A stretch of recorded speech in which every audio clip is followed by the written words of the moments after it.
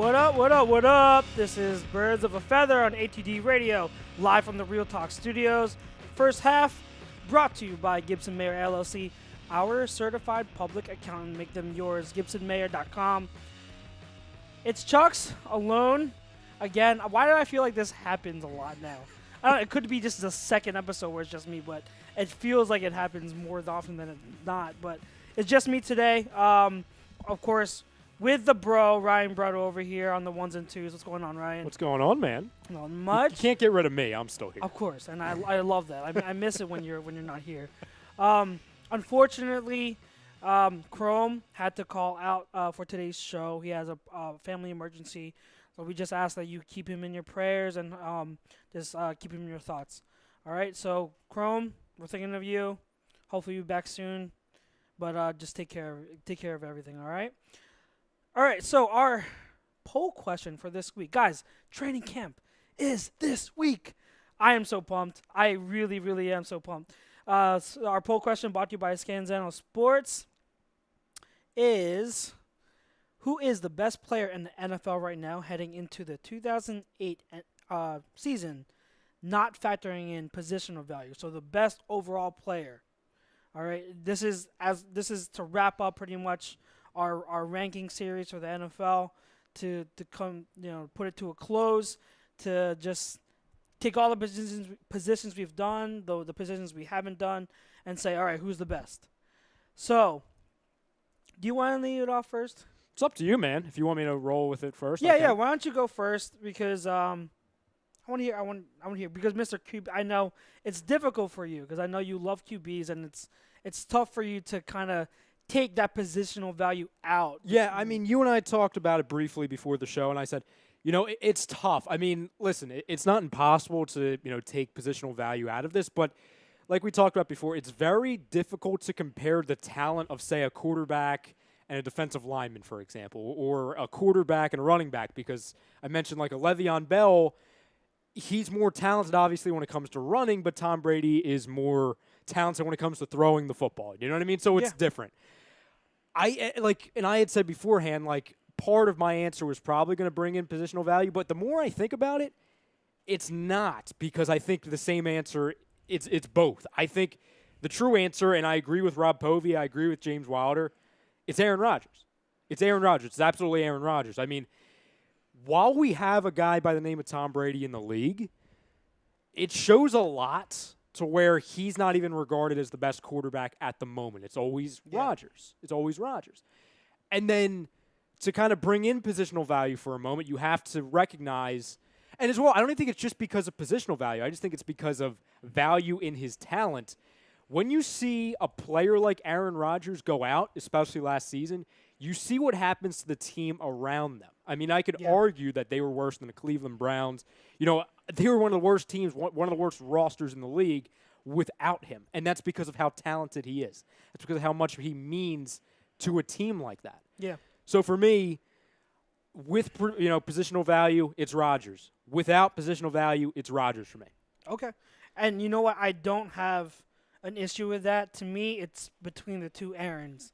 And I was going back and forth because, Aaron Rodgers, I have said it numerous times, there's a difference when you're talking about greatest of all time and just best, most skilled of all time. Mm-hmm.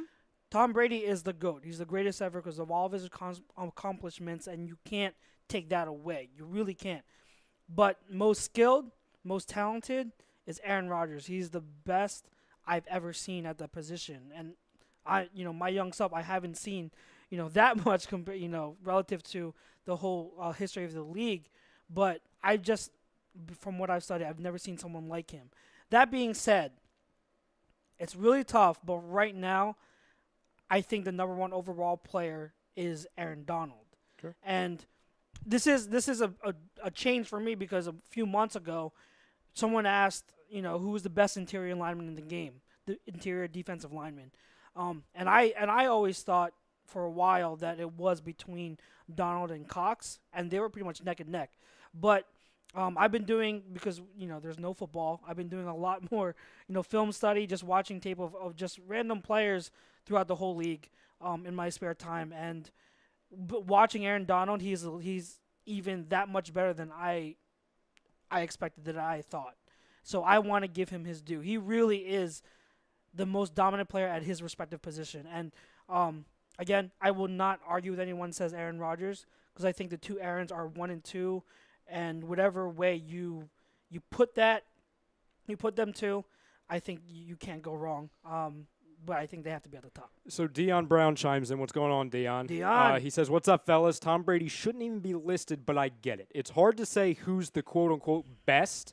Todd Gurley can make an argument along with Aaron Donald. J.J. Watt is still making a case, but that's just my opinion. Antonio Brown is in the conversation as well." Yep. Greg saying Chuck's is Ryan Dirty tonight. Yes, I am. And he says, "As much as I love the GOAT, he's not the best heading into the year. Give me the Moose Aaron Donald. Positional importance and skill combined, absolute monster." Yes. So, no, I mean, it's tough. And very difficult. so, very difficult. like Dion says, he named others on, that are not on this list. Obviously you have Brady, Rodgers, Brown, and Donald. If you had to name a fifth and maybe a sixth, who would you, if you would have had the opportunity to make, 5 or 6 options, who would it have been? See, this is why I come prepared, because I did my overall rankings. Did you? I went 17 deep. Have fun. I'll let you go. So I'll spin you up and I'll let you go. And this is it's so difficult for me to do rankings when I get to the middle, because the top guys they're usually easy to do. And even if you want to go back to the wide receiver rankings, you want to go back to the head coach rankings we did last week, it's tough because of depending on what you're looking for. But again, this is as best as I could who I think the top 17 players in the whole league are. So I'll play some background music. No background. I don't need it. And again, we will be ranking the Eagles roster too. Sweet. I did 24 deep for the Eagles roster. So I came prepared today because I knew I would be the only one on the couch. So number 1, like I said, is Aaron Donald. Number 2, Aaron Rodgers, the best at the position, most skilled at the position. Number 3, I put Tom Brady there, right behind Aaron Rodgers, because I think he's still at a very, very high level, and I don't want to take away from him, so I put him 3rd. Antonio Brown is 4th, and to me, I was debating putting him 3rd because I've been such a huge fan of Antonio Brown, and to me, there's no better wide receiver. There hasn't been a better wide receiver in the league for years, and I talked about that when we did our wide receiver rankings, is that Antonio Brown is just on another level. In my lifetime, the best route runner I personally have seen and studied. He's just phenomenal, and he's 5'10". He's 5'10", and he's making contested catches like he was 6'3". So he's awesome. Number 5, and this might surprise some people, maybe not, but I have Von Miller. Now I understand that the Broncos weren't that good of a team last year, but if you just isolate Von Miller, he still played at a very high level, and he's still don't forget Von Miller practically helped that Broncos team in the playoffs, almost single-handedly on some plays. He was dominant not too long ago, and I think that even the public notoriety wasn't there in 2017, but he still played at a very high level as well, even though the whole team success wasn't there. And that's where you kind of have to separate the positional value thing, because even though, he's not going to make that much of an impact as a QB, he's still producing at his respective position. Number 6, Le'Veon Bell. Again, the best running back in the game. Just unbelievable. He is an elite runner, and he is a very, very good wide receiver. I don't think there's any running back in the league that's as good at being a dual threat as he is. And we covered him a lot already last week when we talked about his contract. Mm-hmm. So you know how I feel about him. Number 7, and 7 and 8, I was very close. But 7, I'll go Jalen Ramsey. Jalen Ramsey, top cornerback in the position, just the next shutdown corner in our league. Number 8, Fletcher Cox. And I was going back and forth between him and Ramsey, but I put Cox at 8. Number 9, Rob Gronkowski. Still, when he's healthy, he is the biggest mismatch in the league, but health has to do with it. He can't stay healthy. So I think that factored in a big part of it, and he's at the tail end of his career. Who knows how many years he has left before he retires. Number 10 is Julio Jones, another huge mismatch for for an offense. He's elite wide receiver. That goes without saying. 11 is Khalil Mack. He doesn't get as much notoriety too because he's out in Oakland, but he's starting to slowly become that gem of that draft.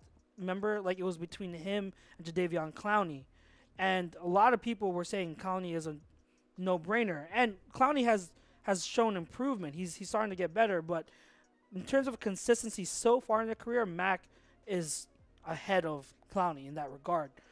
Number 12, I have Carson Wentz. Our boy Carson Wentz at number 12. That's a far cry from what NFL Network ranked him at. What was that, 3?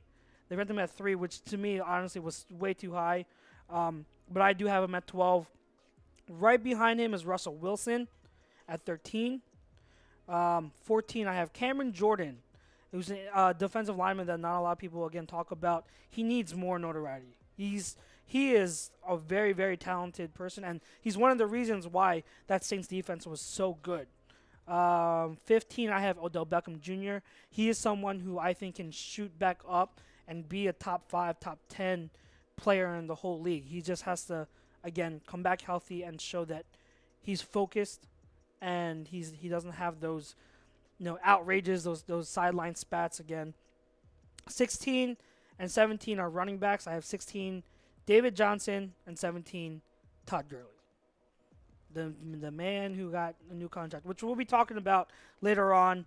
I have a lot to say about his contract. Let's just say that I kind of jumped out of my seat when I heard that news. So I'm very happy about that. But those are my top 17 players in the league. Now, you mentioned, not to jump here, but you mentioned how Carson Wentz was ranked among the NFL. What was it, the NFL Network? NFL Network's top one. So you reminded me of something that we're going to be posting on social media, on A2D, on all of our social medias at 9. I want to read you this list. There was a ranking, and I don't remember who it's from, but he ranked. Oh, here you go. It's 50 NFL head coach and executives, how they have quarterbacks ranked heading into this season. And I don't even know how to pronounce his name. Cian Fahey? Oh, my God. Who I don't know. Cian Fahey is a I forget. I don't know how to pronounce his name. I always pronounce Cian, honestly, but he is notorious in the Twitter community, the Twitter scouting community, for having these hot and ridiculous Carson Wentz takes. Oh, good. So I'll play you this. So that gives a lot of context to what you're about to bring up. But like I'm telling you, a lot of the scouts that I follow on Twitter, and Cian Fahey gets roasted. Oh, he's about to get roasted today too. He gets roasted. So let's start with Cian Fahey, and then we'll go to the NFL executives and head coaches. So they have a top 15 list on here. Where do you think Carson Wentz is, according to Cian Fahey? 15. No, 14. You're close. Oh, allow me to mention the people that are ahead of him. I am not going to be surprised. And you guys, listeners, you're going to be floored by what this guy says about Carson Wentz. I might just throw the phone across the room for just reading this. Yeah. I mean, I don't even like having this in my hand. Yep. And let me preface this by saying Chucks and I do not believe Carson Wentz is 1. Correct, Chucks? No. We don't even. Do you? I don't even think he's 2. He's around 3 to 6 at the moment. Around there. Yes. I would say around there is fair. You can make an argument for anything other than that, below that, then we're getting a little too crazy. But this guy has him at 14. So I will list you who he has above him. And if you don't think 14 is crazy, just listen to these names. So I'll start at number 1, Aaron Rodgers. Fine. That's okay. 2 is Drew Brees. 3 is Tom Brady. 4 is Matt Ryan. Okay, so maybe you switch around the order a little bit, but that's fine. That top 4 is okay. Nothing egregious so far. No. Well, then we get number 5. Dak Prescott. At number 5. Marcus Mariota at 6. I like Mariota, but really? Of course he would. Really? We have Marcus Mariota and Dak Prescott ahead of Ben Roethlisberger? And let me preface this. Ben Roethlisberger is not on this list. Wow. So I'll just throw that out there to you. Then we have Andrew Luck at 7. Cam Newton at 8. Now we get good. Andrew Luck, the guy who hasn't played in. The one that there was rumors that he forgot how to throw a football 2 months ago. Okay, But he's fine now, so he's definitely one Cam of Newton at 8. Okay, go ahead. Guess who they have at 9? I'll just tell you, it's Mitchell Trubisky. Come on, are you serious? I'm reading the prompter. Mitchell Trubisky at 9. So according to him, he's first off, he's better than Carson Wentz, better than Ben Roethlisberger, and 3, he's a top 10 quarterback. But I shall continue. Then we have Phillip Rivers at 10. Ryan freaking Tannehill at 11. Tyrod Taylor at 12. Russell Wilson at 13. That's as much of a travesty as the Carson Wentz ranking. Carson Wentz at 14. And Alex Smith at 15. Did you say Ryan Tannehill was there? At 11, yeah. A borderline top 10 quarterback, according to Mr. Fahey. Fahey. So then we get to the NFL executives, okay? Aaron Rodgers 1, Tom Brady 2, Drew Brees 3, Okay. Ben Roethlisberger 4, so he's alive on this list at least. Okay. Matt Ryan 5, Okay. Wilson 6, Okay. Stafford 7, Okay. Rivers 8, Wentz 9, Okay. Andrew Luck 10, Okay. Cam Newton 11, Derek Carr 12, Jimmy Garoppolo 13, Deshaun Watson 14, and Kirk Cousins 15. See, that's an understandable list. That's like from somebody that actually has a pair of eyes. Yeah, that's the executives Yes, and list. head coach, yes. Okay, see, they know what they're talking about. I have disagreements, but nothing where it's just like you're crazy. There's you know nothing what I mean? moronic on there. There's nothing moronic about it. You can debate certain positions. I mean, like, do I think Wentz has already shown to be a better talent than who are some of the guys that they named ahead of him? I think he's better than Stafford. I think he's better than Stafford already, but I can see it because I can understand. But I think he's better than Stafford. I think he's better than Rivers. Yes, it's a similar situation, but I think he's better than Rivers. He's clearly not better than Rodgers. I think it's easier to say who he's not better than. He's not better than Rodgers. I don't think he's better than Breeze. That's debatable. Because it's close. It's close because Breeze is to the tail end of his career, and Breeze he didn't have that many touchdowns last year because they went to a run-heavy offense. Yeah, that's true. So, Tom Brady, no, you can't argue. No. Matt Ryan, I think he's right there with Matt Ryan. I think he's a little bit better. Fine. Because again, Matt Ryan was an MVP too. And Roethlisberger. So I think right now, the top 3 is Rodgers, Brady, Breeze. Mm-hmm. And then probably Roethlisberger, Wentz, Matt Ryan. I think that's my top 6. I don't think that's not crazy. That's not crazy. I know a lot of people get mad saying, "Oh, Wentz is better than Roethlisberger," but I don't. Like they have at least these guys have the resume in like over a long period of time where they've performed at a high level, and they have the the accolades to support the higher ranking. So it's nothing egregious. If people want to see more of Wentz, more consistency before they start to boost him up, that's totally understandable. Yeah. And I wouldn't really like argue against that. That's not, that's fine. It's when you start to with Cian's list, like that, there's no consistency in his argument. I'm telling you, I've watched him break down tape where I'm just like, what are you talking about? Really? No, like, honest to God, like, I've learned, I go on Twitter to learn a lot of things from other scouts because they put a lot of good content on Twitter, and you learn a lot of things by game film just on their Twitter pages.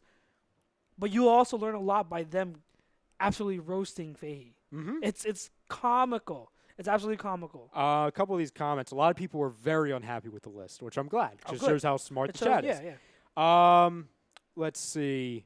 Oh, Dion. Well, going back, Dion had said earlier, I hate this new Facebook feature where they have like these emojis pop up in the middle. It's so Facebook. If you listen, fix it. I can't read the comments. Too much is too much. Yes, I understand. The faces are very cute. They're moving. I understand that. I got to read the words. Facebook. Dion says, yes, I can say Rodgers as well. We just cannot pinpoint the number one best player in the NFL with throwing in current stats, but then it goes back to position, but that's not the poll question. Yeah. Yeah, so it's tough. I understand, It's Dion. difficult. Yeah. Dion also says, yes, Von Miller is still playing at a sick high level. I can see him wearing a gold jacket when it's all said and done.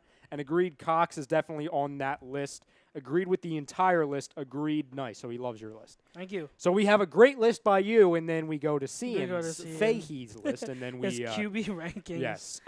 He also says, I like Carson. Fell where he needed to be on that list at number 3. Before the injury, no quarterback in the league had better numbers. If you're going off of last year, Mm-hmm. which I wasn't on here when you guys talked about the NFL top 100 ranking. Like I have a big gripe with NFL Network because they say two different things. On their TV shows, they talk about how that list has to do with 2017 performance.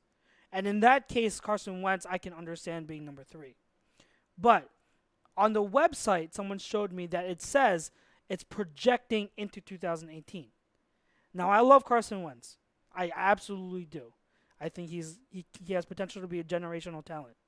But if you're projecting 2018 and you're projecting him as, that he should be number 3 above a lot of all these other people, like an Aaron Donald, Antonio Brown, I'm sorry. Yeah, no, you're I'm right. sorry. That's right. that's stretching it. So that's a big reason why I really have a huge problem with that ranking and that whole show.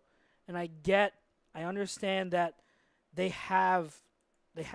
do this for entertainment and stuff, Mm-hmm. but it's just that ranking, the way they do their rankings is horrible. And I think me providing my list kind of gives me like a sigh of relief, like being able to do my own and seeing how that stacks against NFL Networks. Mm-hmm. But like I don't agree with their rankings at all since they even started that show. Then we get to the reactions of when I read the quarterback list. Yeah. James Wilder says, that's a joke. Trubisky at 9? Really? Then he says, Russell at 13, well below Tannehill. Who is writing this? And then Ulysses Velez says, worst list ever. Yeah, that's my boy, Yuli. Mike Klatch says, when Wentz is healthy, it's Wentz. If you watch his tape from last year, you'll see he's capable of doing things that no other player can do. I see that only improving with time. He was the clear-cut MVP before he was hurt, and this was only his second year in the league. That's great. Well, and like we were talking before, you were saying, we kind of came up with the consensus of, he's anywhere from 3 to 6. He's a lock as a top 10 quarterback. I think as Eagles fans, if someone would have told us that when he was drafted, like, okay, your quarterback for the rest of his career will always be a lockdown top 10 quarterback, arguably top 3, most importantly in the top 5. We'd be like, okay. For joy. We'd be like, all right, cool. We don't have a Sam Bradford. Fine. That's good. fine. Yeah. Let's see. Dion also says, I think he's talking about the list. That quarterback list is BS. Really, the guy who doesn't want to be called Mitch is that high. He's done nothing as of yet. # rigged. Sick of it. So much hate. Yes. Tom, I guess he saw you on the couch, Me, and he's by like, myself. all by myself. Mm-hmm. And then Michael Jenkinson says Von Miller. Close. I gave him what, number 5, so Yeah. it's not far off. That's very he true. is still an elite player. Over here on YouTube. Yeah, we got a lot of comments. Yes. Todd Womack, who I haven't heard Todd, from in a little what bit. up, man? He says, reporting live from the night shift. What's going on, Todd? What's up, Couple Todd? weeks, Todd. We're getting closer, my man. We're getting closer. Todd really started chiming in during the Eagles season at the very beginning. Yeah. So he was lost, but now he is found. Yes, he is. He said, thank God Carson didn't make it on the cover of Madden, the old Madden curse. Let's see. David Roskin here talking about Trish Stratus and the women's evolution. Rob also says, will you guys be going into fantasy football at all? I don't know if he's talking about in the future. See, the thing is, I would love to.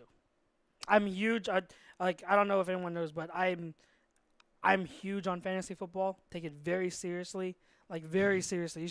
You just see the way I run my league, and I think I know that Rob's also big on fantasy football. I would love to do a segment a week on fantasy football. I had to talk to Chrome and see if that's something cool. I'm in a league with him too, and he's as into fantasy football as anyone also. So I don't see it being an issue with him. But I've been trying to get some kind of fantasy football show or like segment onto 82TD. Nothing has come of it yet, but I could talk fantasy football each week. Yeah, I would love that. Let's see. Todd Womack says, so Roska is the Ram. Oh, he's asking Rams about Aaron Donald. Then TTP Poland chimes in saying, y'all got Charles on here by himself again. And then he was asking where I was. I'm here, TTP. I'm here. You know me. I'm just the voice in the corner. That's all. I'm over here. The ghost. And then David Roska's talking about he makes a connection between the Rams and Trish Stratus. So only David Roska can do that. I think Mike Clutch commented on Facebook saying Trish Stratus had nothing on Torrey Wilson. I mean, you can't really go wrong with that. I tagged Chrome in a video. I saw it was an interview with Alexa Bliss, Trish Stratus, and Lita. And back when I was following wrestling, Lita was like my favorite. Like she was my crush. So seeing all three of them in that interview, I'm like, it was a special moment for you, huh? Yeah, I think that was their segment. They do table for three. I think probably they had a dinner table like on the WWE network or something. Yeah. Chrome wanted me to join the network, subscribe to the network, so I can see the whole thing. I'm like, I don't know, unless if you tell me I see a little extra something, I don't know if I'll. Whatever, however you want to interpret that. Yeah. Let's see. Oh, okay. So then we have Mike Parker saying, "Yo, we need an A2D fantasy football group. We might have so many guys interested to be able to do 2 separate leagues, and if possible, have 2 winners play each other." Well, I'll tell you, and I got to talk to Tom. Tom, if you're listening, you and I are going to have a meeting as soon as you get back because I need to talk to you about this. We had a league last year. It was I think it was like a 14-person league, but now that we've had all these, we have the group now. We have to make sure we have that all set. I'd be down. Yeah. No, because I never used to be a big fantasy football guy, and I joined 2 seasons ago. Okay. First year, I didn't win a game. Don't want to talk about it. I didn't win a game. I think you're learning. I got to start somewhere. You know what I mean? You got to start somewhere. Yeah. And then at the end, we made the mistake of doing. We went until week 17. So it was sheer pandemonium because I was in the championship and I'm having to draft Jameis Winston, and he has the Jameis Winston. I don't know if you remember, but he had the comeback win when he threw it in the end zone. Oh yeah. I ended up winning because of Jameis Winston. I don't think I'll ever say that again, but it was fantastic. That's funny. But yeah, Mike Parker. I mean, fantasy football is definitely big. Well, yeah, we'll talk it over. Let's see if we can get something like that going. That'd be great. Yeah, anybody who's in the chat, if you want to join the Real Talk group, and then we can go from there. We got Jamie Lasher saying, hot take.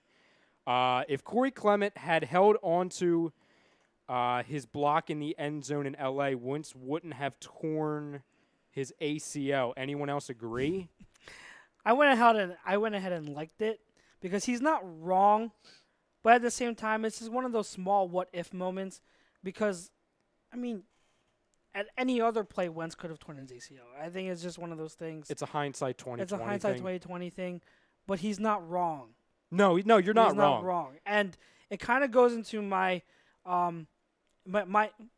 my article that I'm going to have coming out this week. I kind of talk about it. Oh. But it kind of talks, that point is related to one of the points I make on there, that there's a lot of hype going around on Corey Clement this year from Eagles fans.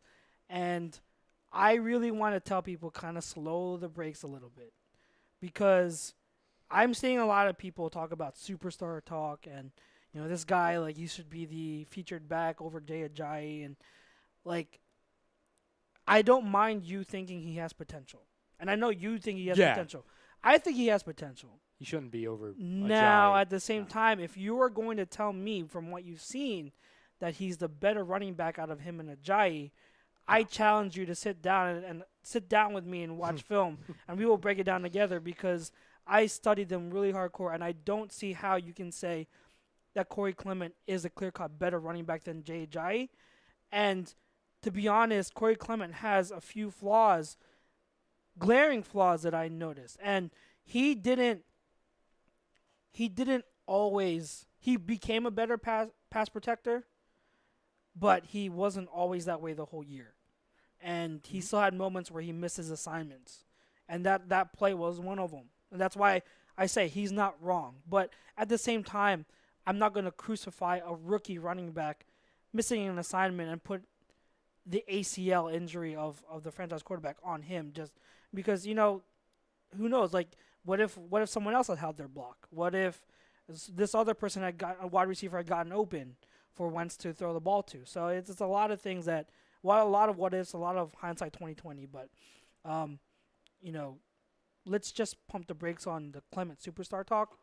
But I do like the kid. I think he does have promise. No, I mean, listen, I would say out of everyone here at A2D, I'm probably the biggest Corey Clement fan. Mm-hmm. And even I am not in the position to say, oh, he should be our number one, go-to running back. Mm-hmm. I don't think you should change much of what he did last year because I think what the way they had him set up last year was perfect for him. I think he deserves a little, more carries. Oh, absolutely, Yes, absolutely. I mean, carries, he shouldn't, yeah. but at no point should he be the featured back. I Yeah. think the way they had it they don't have the prototypical featured back. Exactly. They had a mixture of the Yeah. the three. I think that was perfect. And obviously Darren Sproles is going to come in, and we're without LeGarrette Blount. I know Darren Sproles is going to get like 6 to 9. Probably 5 to 10 touches a game, Yeah. if any, if Yeah. that much. You know what I And mean? do we know if is he still going to do special teams? Is he going to be on We top don't of the know, but I wouldn't be surprised if he still does punt return. Oh, yeah, exactly. So we So- have that. So, and then we don't know who's the guy on the practice squad. Who's our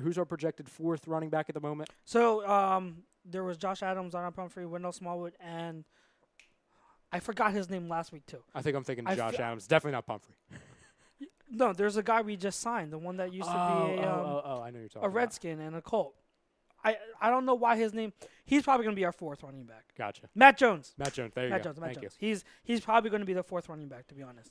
So no, I mean, like, listen, anyone, like, I understand a lot of people are very excited about Clement, especially because he was an undrafted free agent. He came out And of nowhere. he made big plays. No, I mean, he had He's 100 a yards playmaker in the Super in the Bowl. Super So, Bowl. I mean, so obviously made he big should be getting plays. credit. But to your point, let's just see how he rebounds off of that, okay? Let's see how he continues to develop. Listen, Yeah. if Jay Ajayi struggles or if he gets hurt or something, like, yes, then we're gonna be asking Corey Clement to take a much larger role. Yeah. But we can't ask him of that. We can't force him into this role when we don't need him to be yet. Yeah. I mean, listen, a year after this, Jay Ajayi is going to be gone. I mean, not gone, but he's going to be up for a new contract. So I want Corey Clement to have a huge year. That way we don't have to rely on, paying Jay Ajayi a big, sum of money. I'm not saying making Corey Clement the featured back and just saying, oh, buy Jay Ajayi, but Yeah. you want to have options. You don't want to just have you do one want to guy. have options, yeah. And in the league where now it's a lot of it's running back by committee, Mhm. Even if Ajayi does leave, you still want Clement to be part of that committee. Yes. And that's where I think if you're asking me, I think his potential, his ceiling is a really good complementary piece in a duo. Yeah. So like you have him and another person as a 1-2 punch. He can be really good in that aspect, but I don't think I personally I don't believe he has featured back, every down featured back potential. like No, that. not yet. Yeah. No, not yet. Let's see comments. I saw Tom comment on a few. Tom just saying, "What's up?" Jamie Lasher says, "You gotta have your heads up and know your QB is about to take a hit, but instead he throws his hands up in the air." No, that's fair. It's fair. That's fair. Jamie says, "Yeah, he doesn't block very well. He did get better as the season went on." Jamie, like I said, he improved it, and that's why he started to get trusted more. But it was a process for him as the season went on. Deion Brown said, "Oh no, he's talking to Tom again." Let's see. Over on the YouTube, do you have anything new? No, nothing new. So let's talk about now. We've ranked. You talked about the best players in the league. Mhm. Let's go specific with the Eagles. Now again, I told you we went. I have a ranking of my top 24. Okay. But just to kick it off, who would you say is the best player on the Eagles roster? Well, I think it comes down to two. I think I'll name two, and then I'll give you mine, and people aren't going to like it. Okay. It comes down to Fletcher Cox and Carson Wentz. Okay. It's Carson Wentz, because name me another guy on that team that was an MVP candidate. Even without positional value. I mean, he was an MVP candidate. Okay. You know what I mean? Like, I understand understand your point. the MVP award in some people's eyes and most of the time in mine is labeled as a quote-unquote quarterback award. Mm-hmm. Like, listen, Fletcher Cox is definitely in the argument. Mm-hmm. It's Carson Wentz. It's absolutely Carson Wentz for me. Okay. I have Fletcher Cox as number 1. Can I add a third one, by the way, as an honorable mention? Go ahead. Lane Johnson. See, he's number 3 for me. Okay. So go ahead. So who's your number 2? Wentz. Okay, Cox good. is- So we agree. Yeah. Okay. Cox 1. And again, I'm putting. It's tough to cancel out positional value and not factor that in. Mm-hmm. But I just think in terms of leadership and tangibles, that's all there, and I think that does boost him to number 2. It's a lot of people will put, from an evaluation standpoint, a lot of people will put some of our own linemen ahead of him, which I can't really argue with either. What I personally put Carson Wentz at number 2. So I have Cox at 1, Wentz at 2. 3 is Lane Johnson. 4 is Brandon Brooks. I don't think people talk about Brandon Brooks as much as they should be. Mm-mm. Brandon Brooks Brandon Brooks is a dominant right guard in this league. Forget right guard. He's a dominant guard in this league.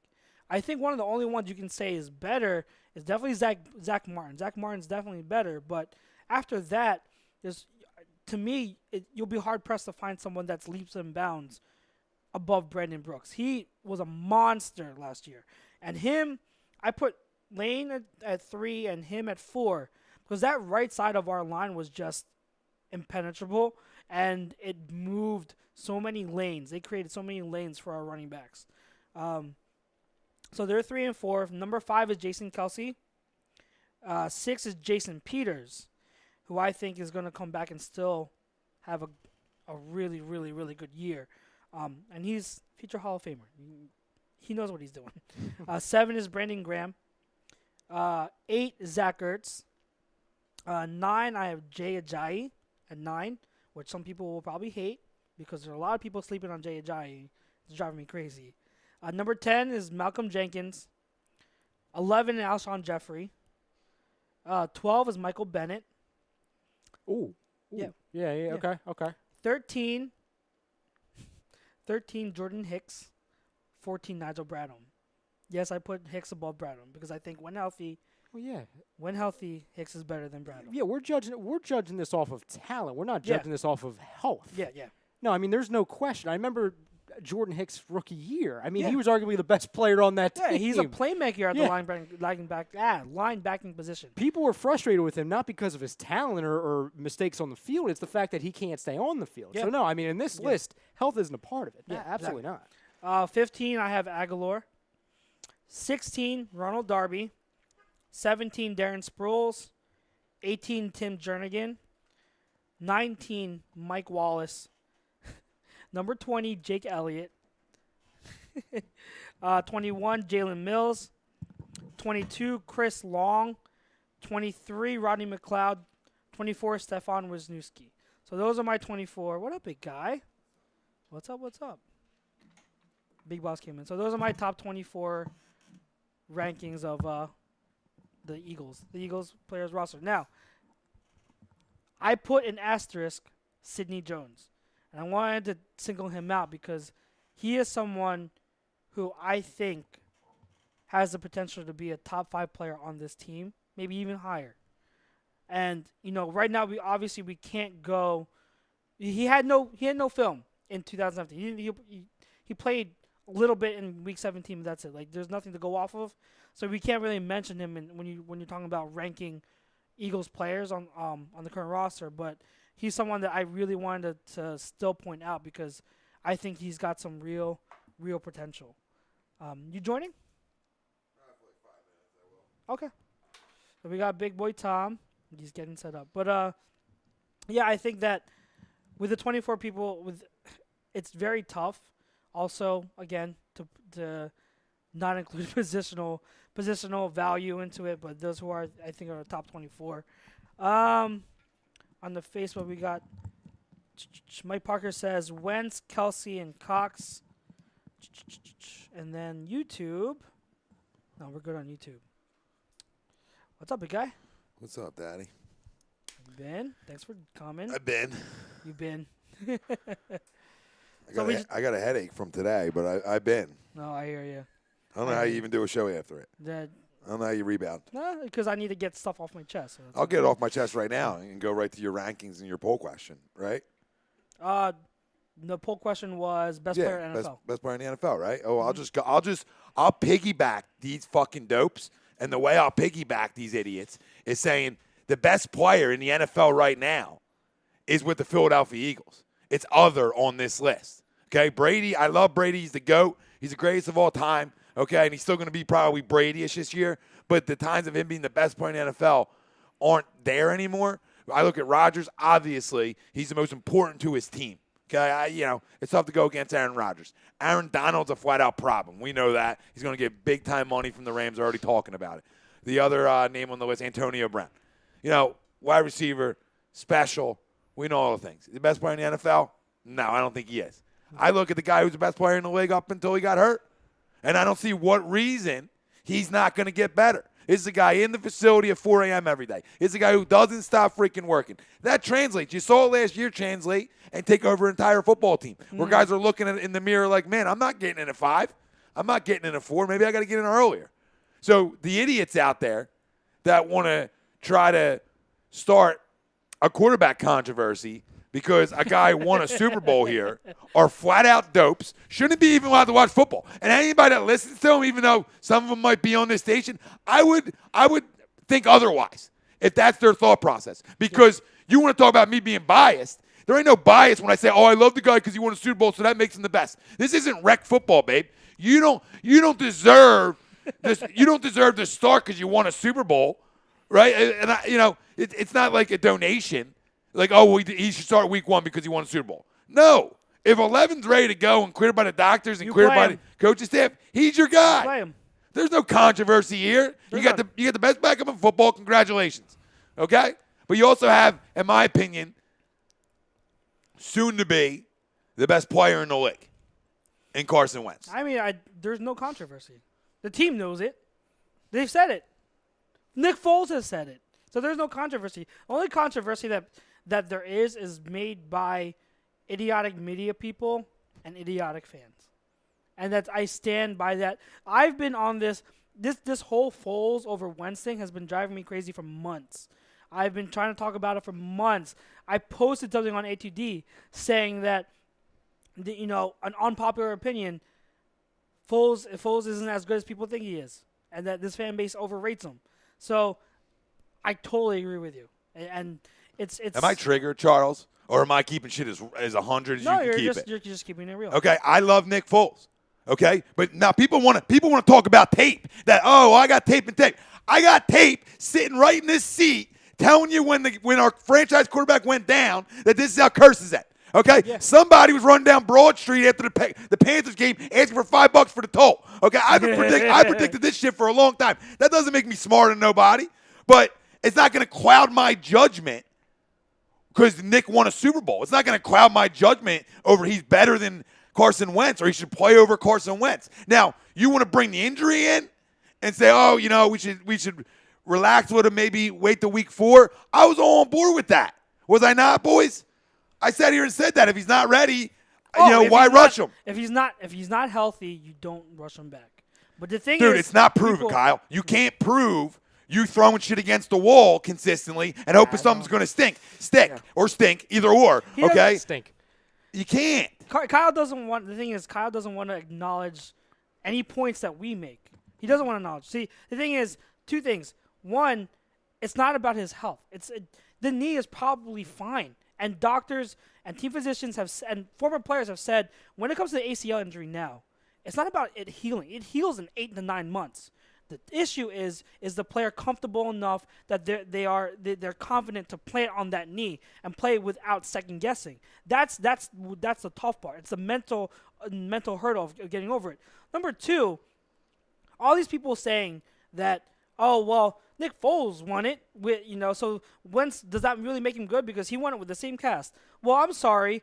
When Wentz was in there, he was making numerous plays outside of the system. When the play broke down, how many times did the play break down, the blocking break down, and Wentz made something out of nothing? That's playing outside the system. That's not Doug scheming anything up. That's Carson Wentz saying, oh, this is not working. Let me make something happen. And he made numerous plays week after week after week after week after week. And that's what generational talent does, Charles. And then when he went down, Nick Foles came in, had one good game against the Giants. And then what happened in the next few weeks? What happened against the Raiders? What happened in the first quarter against the Cowboys? What happened in the first half against the Falcons? Where he was struggling. It was documented and it was reported, and he even said it. Doug Peterson said, I have to change the system. I have to reevaluate Nick Foles' strengths, and I have to change the system up. Doug Peterson changed his play calling and adjusted the system to tailor to Nick Foles because Nick Foles wasn't getting it done in the original system. He's the main reason why they won the Super Bowl. It's Doug Peterson. Doug Peterson. Exactly. But it's not because Carson Wentz needs them and everything. Nick Foles is a system quarterback that is successful, highly successful in the right system. Carson Wentz is a generational elite talent that can succeed in any system outside of the play design. I don't want to read it. I got to read it. Go ahead. You read it. I don't want to read it. You read it. Kyle says, we all know Wentz is great. My point, guys, want to give him credit. No, you don't know, Kyle. You don't know that Wentz is great. Stop. You don't know that Wentz is great. Get that line out of there because I'm not having it. You don't start off and saying, we all know Wentz is great. No, you don't know Wentz is great. Obviously he doesn't because all day today he didn't realize Wentz was great. And then he goes, we want to give him credit for the Super Bowl when he did not win the game. It's all bias. Dude, did you like? I love you, bro. Did you miss the first fucking half of the season when he played? Were you just not around for that? Yeah, I think was that irrelevant to you? I would think he was sleeping. He was the MVP of the league. Yeah, he was the best quarterback in the league. Yeah, I don't know. He made ridiculous play after ridiculous play. He's special. Mm-hmm. There's a reason this team went on to win a Super Bowl. He set a different tone. He changed the culture. The same thing I'm trying to tell you Joel Embiid's going to do, but nobody wants to listen to me on that end. They're culture changers. Some guys come along that are generational guys and change an entire locker room for the better.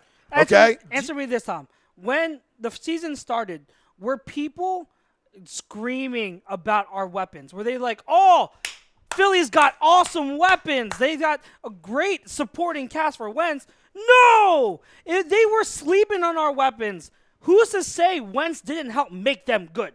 Who's to say Ertz didn't develop into that great rounder because of Wentz? Because he helped Wentz. Aguilar. Absolutely. Who was there with Aguilar first and last out at the practice facility? Carson Wentz. Who's Alshon Jeffrey coming from Chicago? He came to Philadelphia. People doubted him. People were like, "Oh, he's too injury prone. He's not an elite wide receiver." Who made him a number one wide receiver again? Carson Wentz. And you know what's so funny too? People want to forget. Kyle wants to forget how all season. And Tom, Charles, we talked about this before shows, during shows, after shows, constantly. Why were we set up to go far in the playoffs? Because of what? Home field advantage, right? You know what helped that? What Carson Wentz did during the season. Let me just remember, and I'm not ripping Nick Foles, but guess who was the quarterback when we lost home field advantage for a few weeks? Nick Foles. Mm-hmm. Nick Foles. We lost home field advantage. We lost the number 1 seed while Nick Foles was in there. Back in 2000, when Carson Wentz was not in there. Yeah. And it's just so funny to me. Like, he wants to say that we're slobbering over Wentz. We're fanboys of Wentz.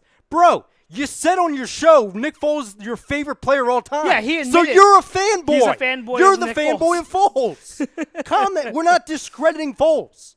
But when you go up and you move up to go and get a generational talent like Carson Wentz, why would you sit him if he's healthy for a backup quarterback? Who's always been a backup. Exactly. Who's a career backup. Yeah. You know, we all love bringing him in as a backup because if there's a guy to run the system, that's a guy that we knew could get the system done. Okay? Exactly. But he's a system guy. Yeah. He's not going to make plays on his own. Yeah, he has a big arm. He is what he is. You can love him, but you cannot make an argument like you just did again to say, well, Wentz isn't Foles. Or no, I'm sorry. He says, you're right. Foles isn't he says, Wentz is phenomenal. Absolutely love him, but he's not Foles until he wins. Oh my God. That's just not fair. Foles. You know- what do you you know mean he's not Foles? A you guy know who that else- was about to retire? I don't know. I don't want him to be Foles. I don't want him to be Foles that ships around different teams and comes back home and gets a shot to play as off the freaking bench. I actually don't want him to be Foles. To be completely honest with you. You got a quarterback here that's going to be here for the next 10, 15 years, hypothetically, right? A long time. Why even? Hopefully, yeah. Like, like, people in Baltimore probably love fucking Trent Dilfer, Daddy. It doesn't mean he's a franchise guy. Of course. There's guys who won Super Bowls because this was a team effort. And I think people are missing this. You can love Nick, but Nick's not better than 5 was. And that's factual. That's factual. Like, he can't hold 5 jockstrap Yeah, in terms of that's talent. factual. That's Okay? 5 didn't get over the hump. That team and that regime didn't get over the hump. That was a group effort. Including, and that's a lot of part because of Andy Reid. He couldn't outcoach. Doug Peterson outcoached Bill Belichick. That's that, and the balance on that team is what won the Super Bowl. Nick Foles did not beat the Patriots by himself. I'm sorry. Anyone that wants to say Nick Foles is the reason why we won the Super Bowl, that's wrong. I'm sorry.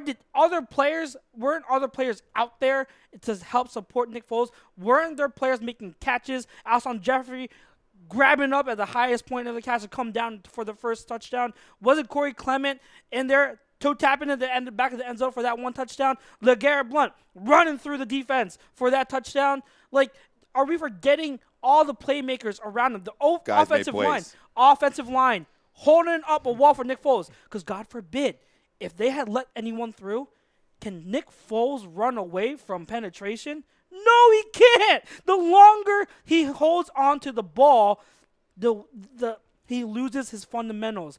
The RPO, the reason. You remember when the he started Foles- failing? Remember when he started failing Yes. here at the end? Yes. Why did he start failing? Because I'll sit here and wait for somebody to give me that answer outside of who's sitting here. Because it was one thing.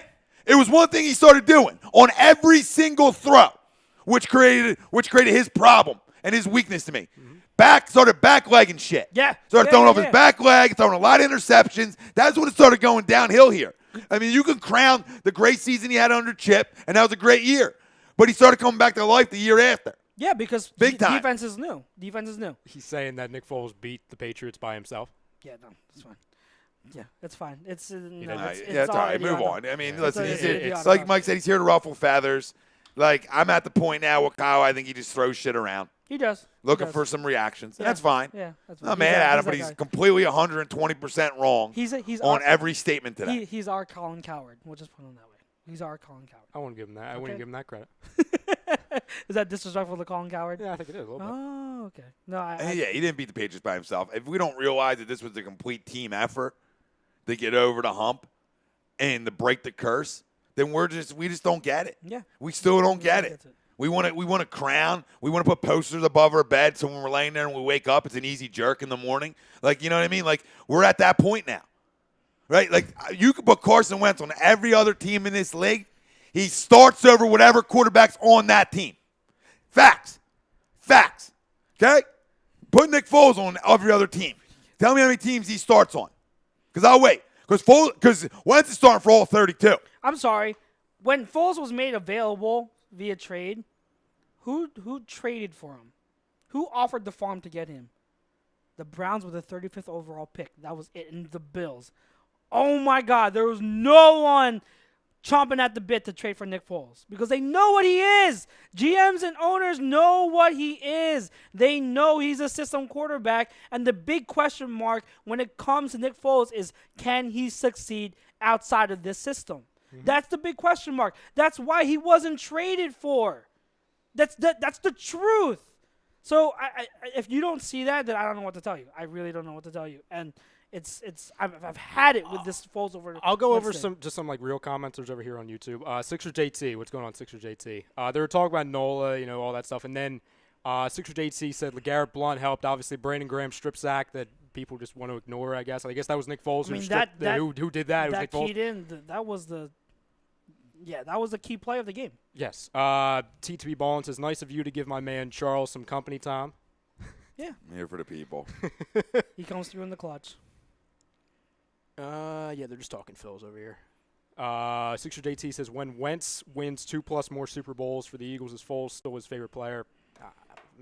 Probably. I don't know. He can be your favorite Yeah, player. that's fine. There's Yeah, nothing there's wrong nothing with wrong with that. that. I no. don't think. I think you're misinterpreting what we're saying. Like he's allowed to be your favorite player. You're allowed to love him, but you also have to be a realist. Exactly. Because now you're putting bias in front of who's really just better, and that's not fair. What- That's what- not fair to 11. What did I say earlier? I said Brian Westbrook is my favorite player of all time. Would I choose him over Barry Sanders and Marshall Faulk? No. No. Darren Sproles is one of my favorite players ever. Would I say he should be starting over Jay Ajayi or Corey Clement?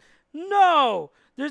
Just because you have a favorite player doesn't mean they should be the guy over every single other guy. That does not make them the best player in the whole league. I'm sorry. This is how it is. Well, he did a good job of getting us all fired up today. So on a Tuesday, you know what I mean? It kept me entertained at work. I'll be honest. Yeah, there was a lot of back and forth. There was a lot of typing going on. A lot of A lot of typing. a lot of typing. But I mean, the sad part is he's not the only one that thinks that. But what are you gonna do? And you know that week one, because I'm gonna talk about this in my next article. In week one, when Wentz plays, or week two, whenever it is, and it takes a little while for Wentz to get back into that rhythm, you know these Foles truthers are going to be screaming for Nick Foles to start. They're going to be screaming at the top of their lungs for Foles to start over Wentz if Wentz is showing a little bit of struggling. So be prepared. Be prepared. Oh, yep. Yeah, I know yeah, how right. this. I know how this city works. The favorite player is always the backup. Yeah. They're Mike McMahon's of the world, and you know. Under this logic, guys, I mean, maybe we're missing something. I guess should we just trade Wentz? That way, we just don't have a quarterback controversy. I mean, we can just save ourselves the trouble. You know what I mean? Maybe we were wrong. Maybe instead of talking about trading Foles, let's just trade Wentz. The guy we traded up for, Let's see. MVP candidate. I wonder if we I can don't know. get more than a 35th overall pick for Wentz. I don't know. I mean, gosh, I don't know. I don't know if I can trust Wentz. It'll be He tough. won't ever be a Foles, right? It'll be tough. Christ. On that note, we are going to switch over. We're going to take a quick break. We're going to switch over to YouTube. On Facebook, if you are with us, join us. Jump over to YouTube. We'll be on there. Click the link at the top. But we do thank Gibson Mayer, LLC, our certified public accountant. Make them yours, gibsonmayer.com. Our poll question brought to you by Scanzano Sports. We are live from the Real Talk Studios. We will be a few minutes, guys. Don't go away.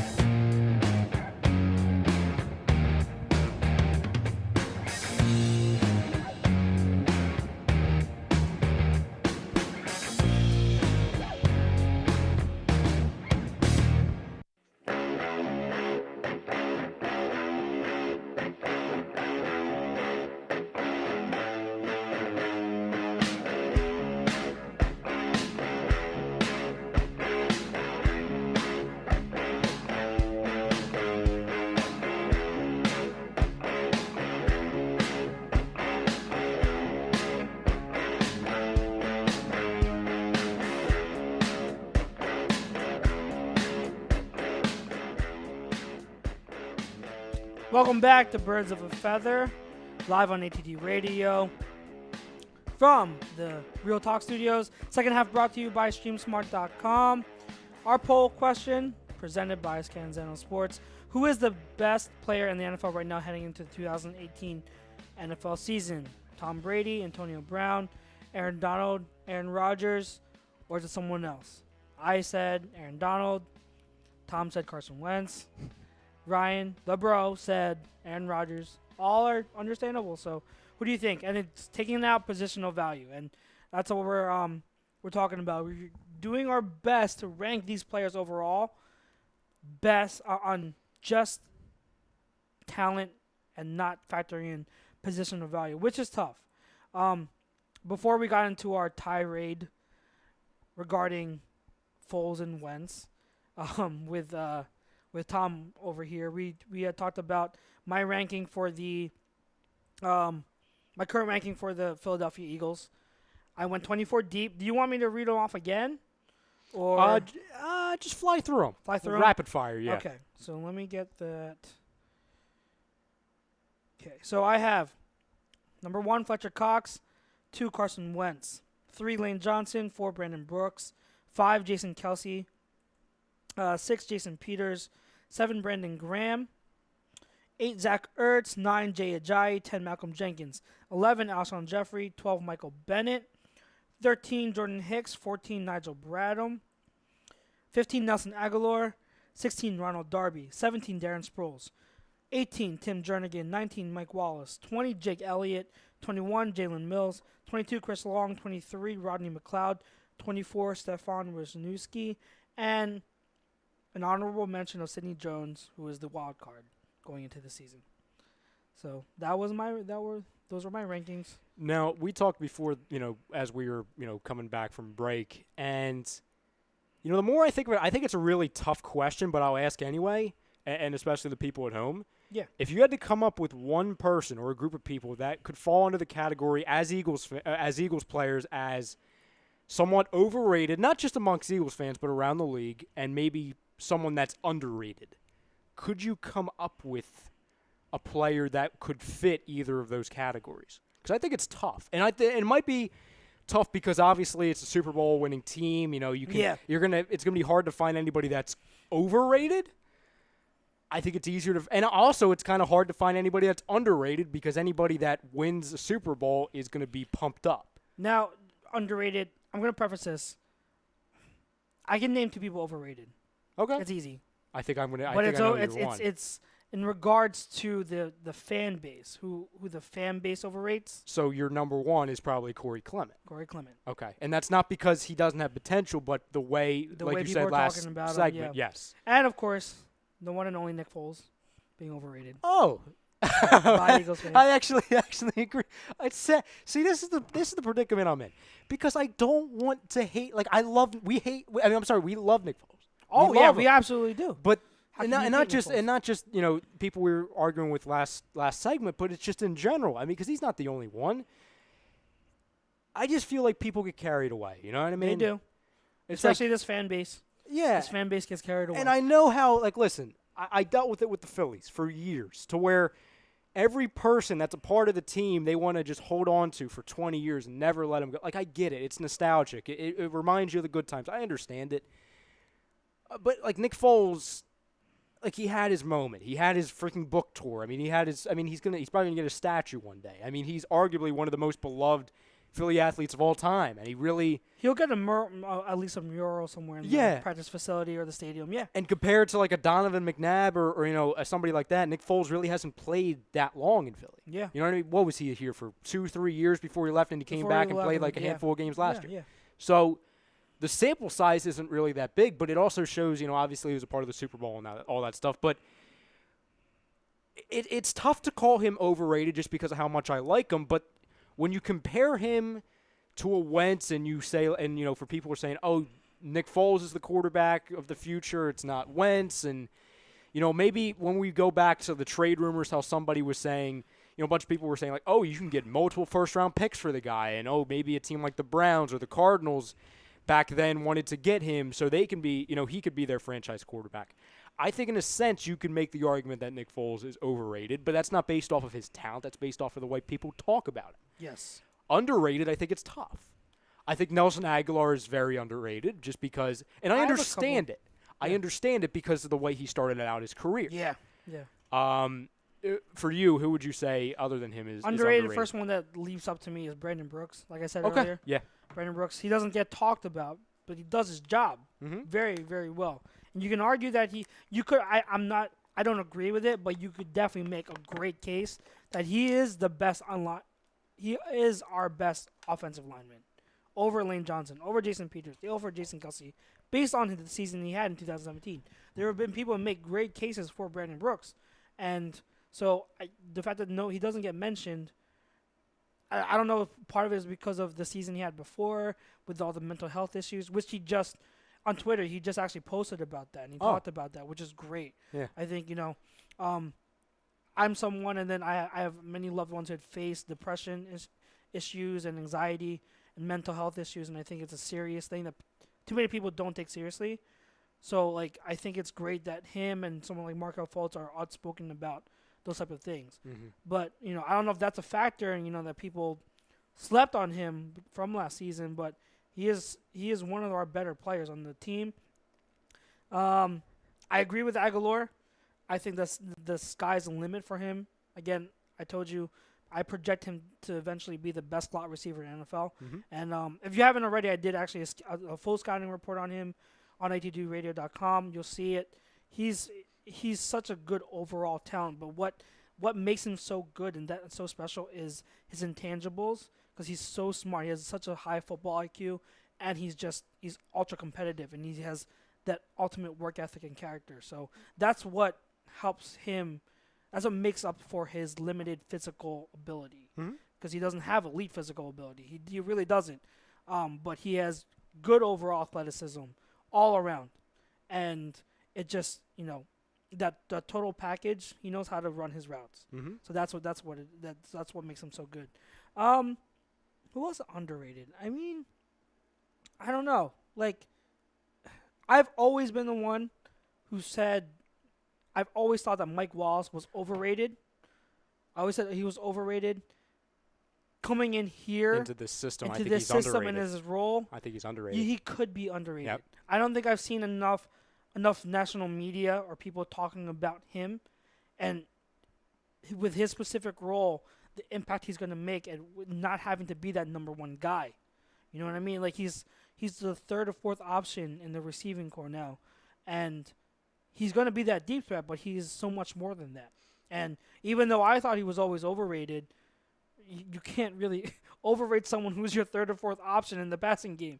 So I really like that acquisition in terms of expectation.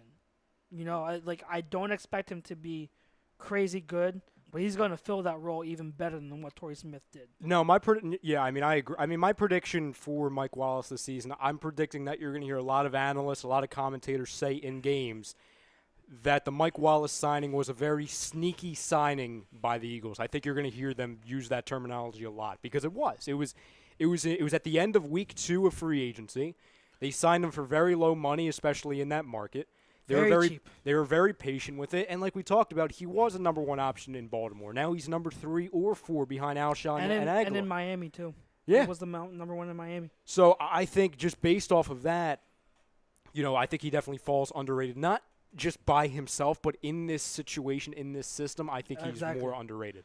Exactly. Over here on YouTube, TTP says, I don't think Nigel Bradham gets the credit he deserves. You had brought that up kind of in your overall rankings list for Eagles. You had Nigel Bradham, 15, I believe? Nigel, good, 14. 14? I had Jordan Hicks 13, okay. One ahead of him, Nigel Bradham 14. Oh, Christ. I know we're not baseball, but any baseball fans, Yankees just got Zach Britton. That's who I wanted. Oh, really? That's who I wanted bad. Yeah. So, there's that. Okay, I'm going to be over here crying in the corner. TTP also says Jalen Mills is slightly underrated, too. Oh boy. Depends who you talk to. Yeah, here we go. It really depends who you Here talk we to. go. Again, I'm not gonna get too much into it Here we because go. I am such a fan of Jalen Mills. I hate how that debate spun me and how like everyone now looks at me in regards to Jalen Mills. Because if you go back to his rookie season, I was actually pumping, like I was hyping up Jalen Mills. Nah, see, I don't look at So- you regarding Jalen Mills. You're still a Kareem Hunt guy for me. That's who I think of first. So no, it doesn't fall for me. That is my. I number also one guy. purposely stayed far, far away from that argument in the Real Yeah. Talk group months ago on purpose. Yeah. So that's why I have no idea what went on in that Yeah. argument. I just know No, there's I hear something you. there. No, yeah. So it's funny. Like even in Super Bowl rosters, you can find overrated and underrated, which I found interesting. I actually, on the theme of that, underrated, I would actually make more of a case for Ronald Darby because I think, and again, I'm speaking relative to this fan base mostly. I'm not talking about like, nationally. From this fan base, people love Jalen Mills for understandable reasons because of his, his swagger and, his moxie, his confidence, how he carries himself. He has that. He has that swag, almost like he's like a light version of Jalen Ramsey in the fact that he has that confidence about him. So it's easy to love out of a cornerback. But I would say Ronald Darby doesn't get enough recognition because I still say Ronald Darby is more talented than Jalen Mills. Ronald Darby came in he was traded for week 3 of the preseason before the week 3 preseason game. Traded for, played immediately, and in that third preseason game against Miami, he made numerous big plays. Week 1 in the season, he gets hurt. I forget, did he break his leg or something like that? So he's out until, week 9? Is somewhere around there. I could be off by a week or two. But he comes back, and just think about the fact that he never got into the swing of things. He didn't have full training camp to really get accustomed to the defensive system. He plays primarily left cornerback, but when he came back from injury, they moved him to the right spot. And we talked about on here several times. Left and right, that is a big move. When Jason Peters went down, and people were talking about, move lane to the left side. No, it's not that easy. Because you got to switch everything up. Your technique is total opposite from what you're used to. So switching from the left side to the right side for Darby when he came back from injury was impactful in how he played.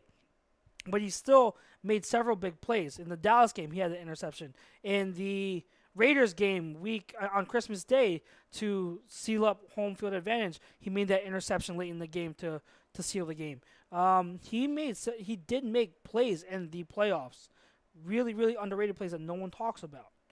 So I think that in terms of our best corner right now, especially since you don't know what Sidney Jones is going to be, how long he's going to take to develop, I think Ronald Darby deserves more notoriety and credit because with a full offseason now and now he's healthy, his type of skill set, I think he's one of those where I think he's going to have a really, really big year. And the tough thing is, since it's a contract year, he's going to be playing for that contract. But I don't know. Similar to Jay Ajayi, I don't know if he's going to get paid by us. I think that there's more of a chance we keep Darby if he balls out, and I think there's a more chance that we keep Darby than Ajayi. But I mean, we'll see. I think he's one of the people that are underrated. You want to move on to biggest threats? Yes. Mr. Let's do that. Moran? So, biggest threats. This is a perfect preview for tomorrow. I love Yes. it. I love it. So, you're gonna talk about the teams in the NFC, right? First, because they're the teams we have to go through. Well, they have to go through us. I'm sorry. Let me yes. phrase that. They have to go through us. Now that the top teams are, and I'm not ranking them yet. I'm just going to throw them out there Yeah. like teams in any order. Vikings, Rams, Falcons, Packers. Anyone else you think I'm missing? Start from the beginning. I'm sorry. Saints. Sorry, Saints. Vikings, Rams, Falcons, Packers, Saints. Am I missing anyone No. that jumps out at you? No. I'm actually glad you said Falcons because a lot of people forget them. Oh, I don't forget them. No, neither do I. I don't get it. And we'll get Nobody into in the it, but division. In the West, We already said Rams. Niners are going to be surprising, but I don't think they're ready yet. To compete. Cardinals, there's too many question marks. Too The many offensive question line marks. stinks. Seahawks are going to be a fourth-place team. Yes, they are. The South, you already said Falcons and Saints. The Panthers, I think there's too many question marks. Yeah, I think they're a tier under. The Buccaneers are a dumpster fire. Yeah, I know. The North, Lions. So we had No. Vikings and Panthers. So Lions, no, I don't think no. Bears, no freaking shot. That's it, right? Packers, maybe. And then Vikings, sure, even though I'm not high on the Vikings. Okay. No, for me, it all comes down to that NFC South. That's what it comes down for me. Them and then the Rams. So Falcons and Saints. Okay, so let's talk about.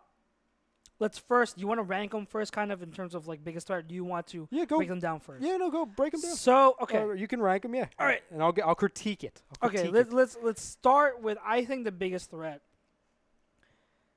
and this is tough. I think the biggest threat is the Vikings. Okay. Now let's and this is why, because you have the team that we faced in the conference championship. Yep. They're pretty much returning majority of their players. They lost Jarek McKinnon, but they're getting back Dalvin Cook. So that's an upgrade. And they keep Latavius Murray. They have their defense is pretty much the same. They gave up Case Keenum and got Kirk Cousins. That's an upgrade. Yep. Same staff. From what I know, I could be wrong a little bit, but from what I know, the main guys are still there in terms of staff. So, they wanted a miracle play against the Saints. I get it, but they are still they were still our conference championship opponent, and they were talked about constantly about being the number one team last year to come to represent the NFC in the Super Bowl. I like what they've done. I think Sheldon Richardson was another big acquisition for them too, along that D line. I believe so. So you're adding all those pieces, even though they didn't make as much news in the offseason as a Rams. I would argue it's because they didn't need to, because they had a better overall roster than the Rams did. And even though I like McVay more as a coach, when they played each other, Mike Zimmer out-coached McVay, and the Vikings beat the Rams. So, to me, until the Rams or the Saints can really show that they can overcome that Vikings defense, I don't think I can. I think Vikings remain the number one threat for me, because they also, like I said, if you remember in my wide receiver rankings, I have Stephon Diggs and Adam Thielen as both as top 10 wide receivers in the league. Dalvin Cook could be a top 10 running back in the league. And then Kirk Cousins, who is, you're like in the middle of the pack quarterback in the whole league. And then with that defense, I think that's scary. So I have them at top. Here's the thing. Oh, I know. Actually, continue with your list, and then I'll run through it. Yeah. After them, I would probably. It's tough. I would put it at a draw between the Rams and the Saints. And if you remember last year, I was high. Like, I was talking so much about the Saints, and everyone was always talking about the Rams and all that. That everyone was mainly concerned about the Rams. I was concerned about the Saints. And you know why? Because it starts with the trenches, correct? The Saints have a beastly O-line.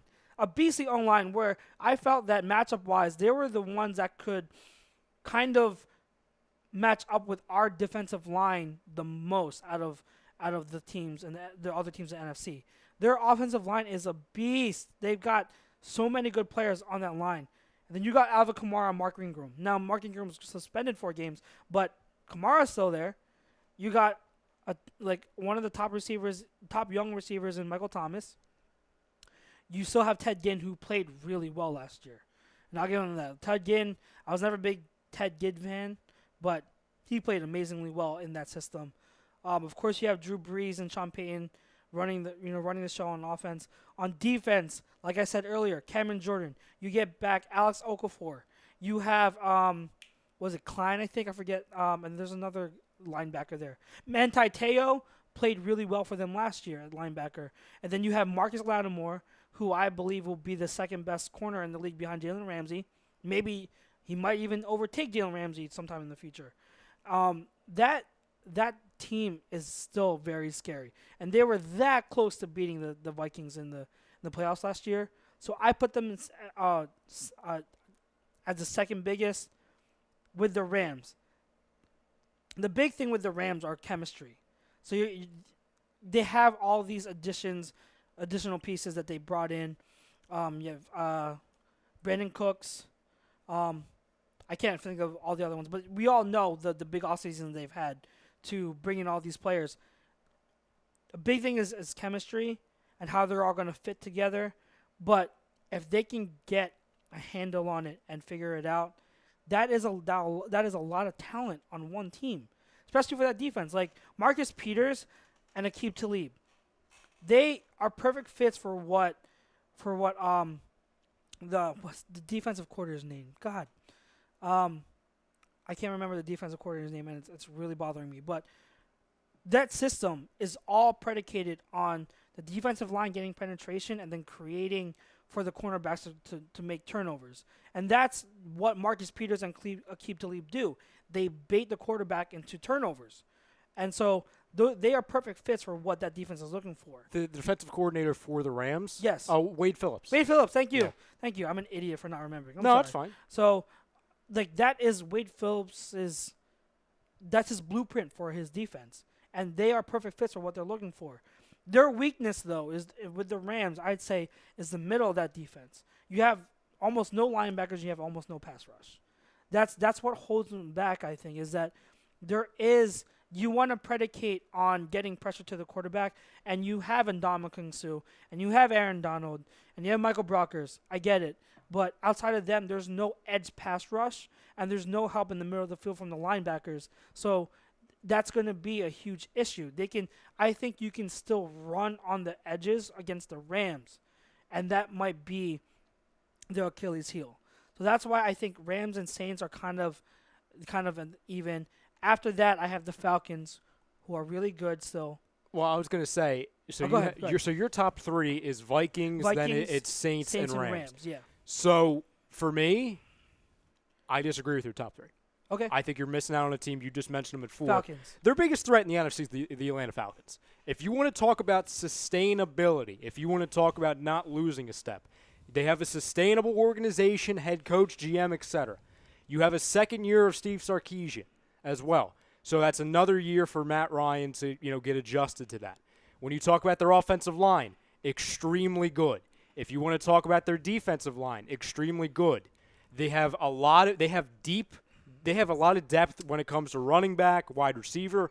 I know I haven't been the best duo second best duo in the league. Yeah. Running back and wide receiver duo? No, just running back duo. Oh, yeah. Oh, I understand what Devontae you're saying. Freeman, Tevin Yeah. Coleman, Well, I can make the duo, argument one of the best duos in football when it comes to the running back, quarterback, or I'm sorry. Running back, wide receiver? Yeah, exactly. I know I haven't been the biggest Matt Ryan enthusiast in recent years, but he's an MVP. He's a former MVP, and he's a top 5, top 6 quarterback in the league. So when I look at that, listen, they got better. I mean, obviously they pick in the first round Calvin Ridley, which is very good, obviously.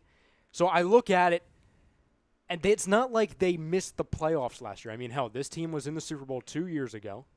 So it's not like they're coming out of nowhere. It's not like I'm saying the 49ers are a team to watch or anything like that. I mean, when you talk about sustainability, depth, and massive weapons that they can continue to build on when it comes to running back, wide receiver, and quarterback, and then they have dual options when it comes to offensive and defensive lines, which we talked about last week on, you could say that, quarterbacks are huge and wide receivers are flashy and all that stuff. When you talk about championships, when you talk about deep threat in the playoffs, it goes with those defensive and offensive lines. Their secondary is not hurt by any means. They are very good to great when it comes to everything. Okay. And their coach, well, I mean, I'm not a huge Dan Quinn guy. He's a very good head coach, I would say. Yeah. So for me, I think they're absolutely the biggest threat when it comes to the NFC. Then we go down the list, and then you can argue that this team isn't sustainable, but they're so flashy on paper. That's the Rams. That's absolutely the Rams, based off of what you had said. The reason why I'm not as high on the Vikings, and I think they're going to take a step back. I'm not saying they're missing the playoffs. I'm not saying they're going 7-9, but I mean, what, they went 13-3, 12-5, something like that last season. I think 13-3. Yeah, and we. I could be wrong though. It's either 12-4 or 13-3. They didn't go 14-2. No. Yeah, it was either 12 or 13 wins. So the reason why I'm worried about them, I'll just go through their schedule. And I understand I can only go so far with schedule because situations going into a games can vary between, injuries, etc. But on paper, I mean, their schedule is going to be much tougher. And by the way, last season, they got to play Aaron Rodgers, number one, for only a quarter because he got hurt that game. Yeah. So they got to play the Packers twice without an Aaron Rodgers. Mm-hmm. They go into the season, they're going to have to go to Green Bay, obviously. They're going to have to go to the Rams. They're going to have to go to Philly. They got to go to the Patriots, go to the Seahawks. And that's late in the season. So, I mean, yeah, I'm not saying they're going to miss the playoffs, but when you talk about overall threat, and the other thing is, we've talked about this before, I want to like Kirk Cousins.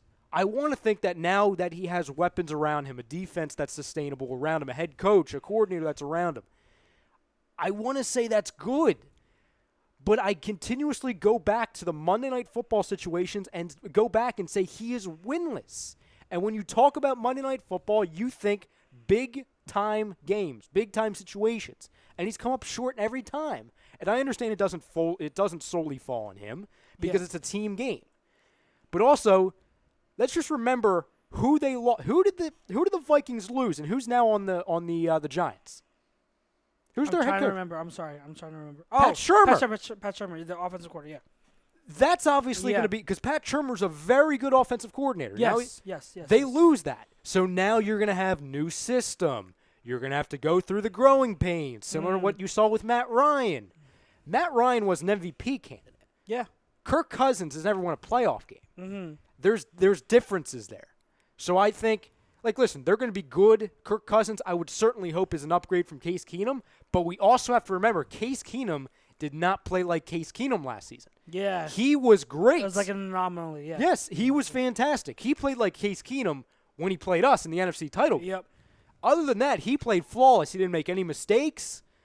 Kirk Cousins isn't that quarterback. Yeah. I mean, Case Keenum was kind of a Hall of Fame version of Tyrod Taylor last year. You know what I mean? Okay. Like, doesn't make any mistakes. Mm-hmm.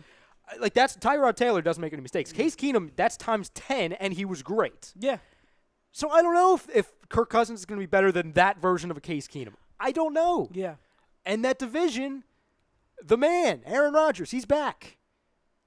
That team is better. You make a good point about the division. I think, okay, so when it comes to Falcons, I don't want to sleep on them because when it comes to those four teams, Vikings, Saints, Rams, and Falcons, it's so close. Mm-hmm. I would not be surprised if the Falcons are the top threat and by the end of the season. And that's because, for every reason that you said, the one thing that concerns me about the Falcons, and it's a big concern, is their offensive coordinator, Steve Sarkisian. The reason for that is they made it to the Super Bowl. You know who their offensive coordinator was? Kyle Shanahan. The guy running the show in San Fran, and with Jimmy G, tore it up in the last 5 games of the year. Kyle Shanahan and Sean McVay, and I'll say it over and over every week, they are 2 offensive geniuses right now. Young offensive geniuses in the league. And I think the only people in terms of scheme and drawing up a game plan and, just being creative play callers, the only coach that outcoaches them is Doug Peterson in terms of creativity from play calling standpoint. Because I think Doug Peterson just is a total package.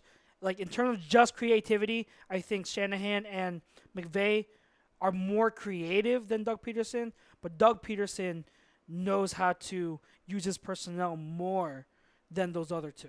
Mm-hmm. So his play designs might not be all that flashy as the other 2, but he knows how to exploit his mismatches better than those 2. But, again, sidetrack. But the departure of Kyle Shanahan was huge for Matt Ryan and for that Falcons offense. we lost that game to the Falcons, I honestly believe, because Kyle Shanahan was not the one calling the plays. It was Steve Sarkisian. You mean we won? You mean we won that game? We won. Yeah. We won. Sorry. Okay, my they bad. lost that game. They lost the okay. game. Okay. Because Steve Sarkisian is the one calling the plays. That whole red zone play sequence for them, from first and goal all the way to fourth and goal, was horrendous. Yeah. Absolutely horrendous play calling. And on a fourth and goal, you call a QB sprint out with your fullback split out wide. Your fullback split out wide. That just tells the defense you are not going that way. That already cuts the field in half. And then so you roll out your QB to the right and run a sprint option for your QB to throw it to Julio Jones in the back of the end zone. That's the best play call you can come up with. And it's not just that, it's all season. We talked about how Julio Jones, sometimes, I know they talked about it on Tom and Mike, Amy and the PM. They talked about how sometimes having a number one wide receiver is detrimental because sometimes you force feed the ball to your number one receiver, to your number one target, and that halts the productivity of the offense overall. And that's true. But the thing is, there's also a fine line when you're not getting your elite talent the ball enough. And that's the problem with Steve Sarkisian. He doesn't make use of Julio Jones at all. You want to know why Julio Jones had a down year? Steve Sarkisian. Play design. There's no method to his play calling at all. And that's the reason why they held him back. If they had a better play caller, Falcons would have been in the conference championship game. I really believe that. They have the talent. They have every single their talent from top to bottom is awesome. They are so fast on defense. It's they might be the fastest defense in the league. And I love the running back duo. Matt Ryan is a consistent top 10 QB. All the reasons you said, they have an elite talent. They just drafted what's his name? Calvin Ridley to be opposite Julio Jones. Yep. So they roster wise, they have everything. And I would not be surprised if they are the top threat.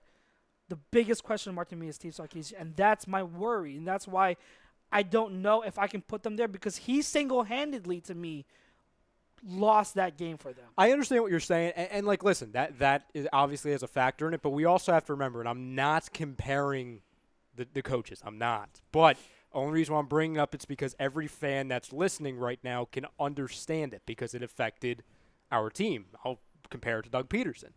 When he was signed, what was the key we talked about last week.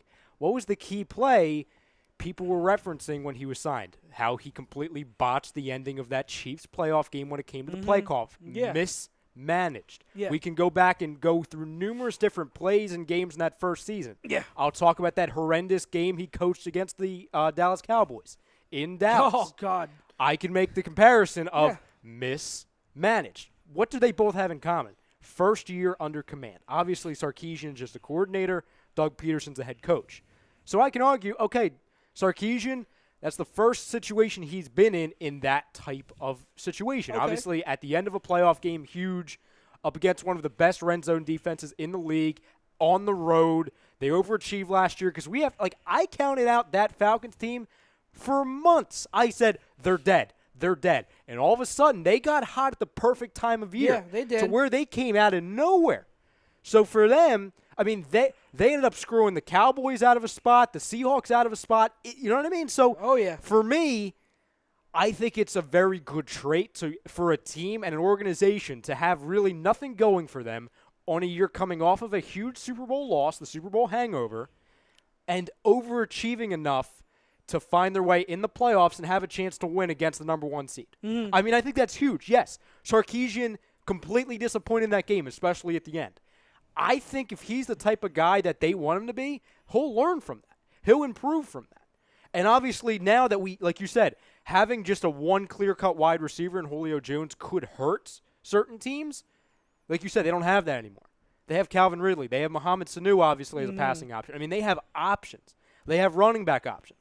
They have offensive line, defensive line. So if they were just a one-trick pony, that their offense was, okay, hike the ball, throw it to Julio, do that 90 times a game, then they wouldn't be up here. They wouldn't be in the conversation. Oh, yeah. But I just think when you talk about sustainability, depth, dual threats, The Falcons are up there, and people disagree with me in the chat, which is fine. I mean, they don't need to be one.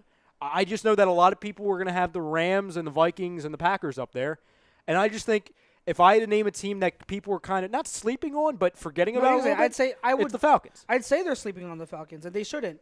I would absolutely say people are sleeping on the Falcons because their offseason wasn't flashy like the Rams or anything. It's efficient. They're a very efficient football team. Yes, their roster should not go overlooked.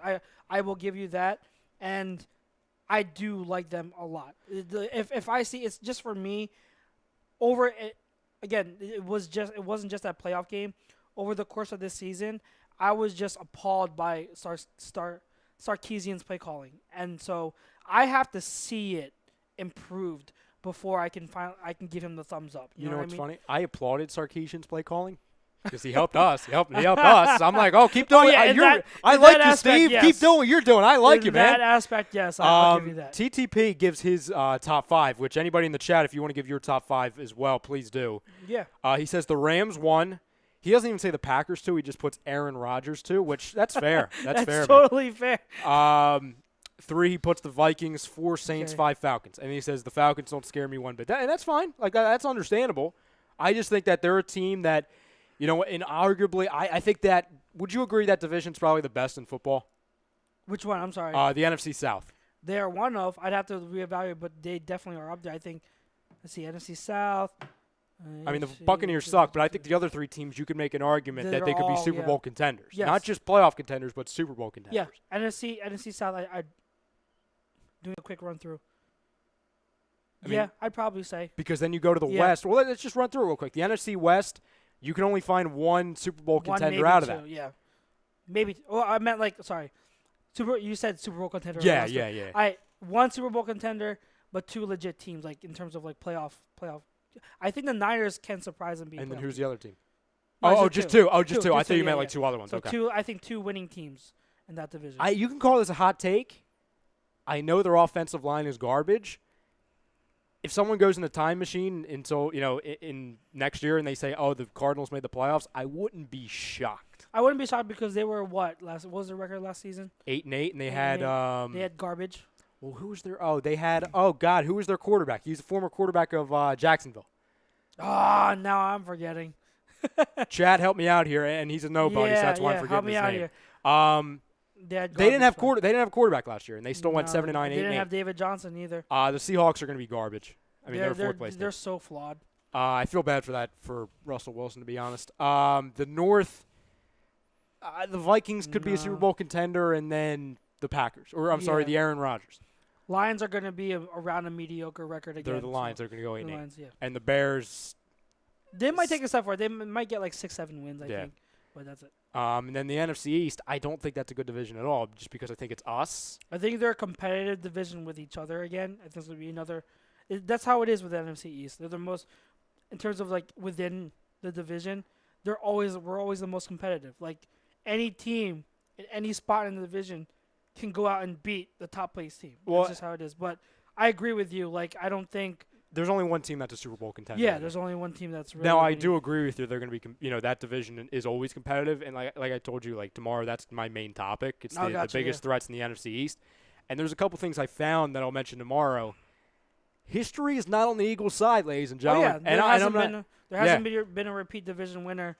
But again, you can say it this way: there hasn't been a returning Super Bowl champion in that division for a long time. Mm-hmm. So, well, there's a stat I'll bring up. I'll bring up right now, by the way, because I don't want to tease people. I think the last one was the Giants, and then they didn't make it after they won in 2011. So that's several years, though. Well, I'll go over. So, and this is since 2014. The last place team has then gone on to win the division the next year. In the Redskins in 2014 finished in last. In 2015, they finished first. Mm-hmm. The Cowboys in 2015 finished last. 2016, they finished first. Mm-hmm. The Eagles in 2016 were dead last. In 2017, they finished first.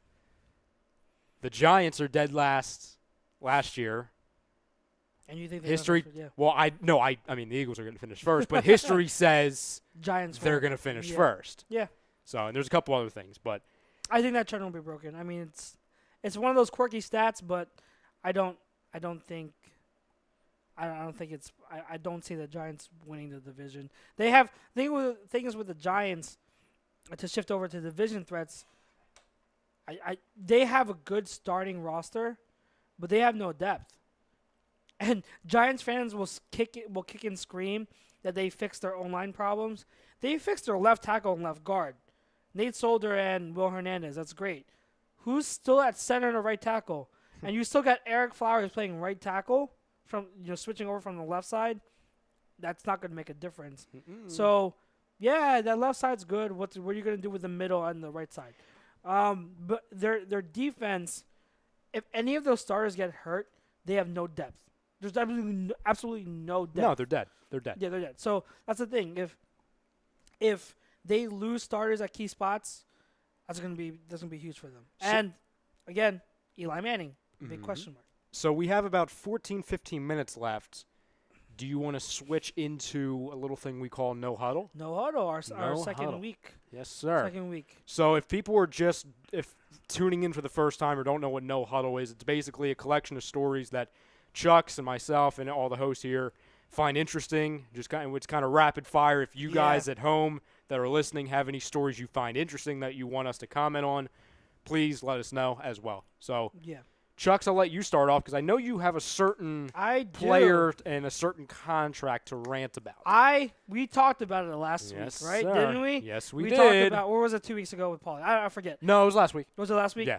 We talked about Le'Veon Bell, and I was on here preaching that even though I wouldn't pay running backs $20 million, they still should get more money because they deserve it, because they are still a very, how did you say it?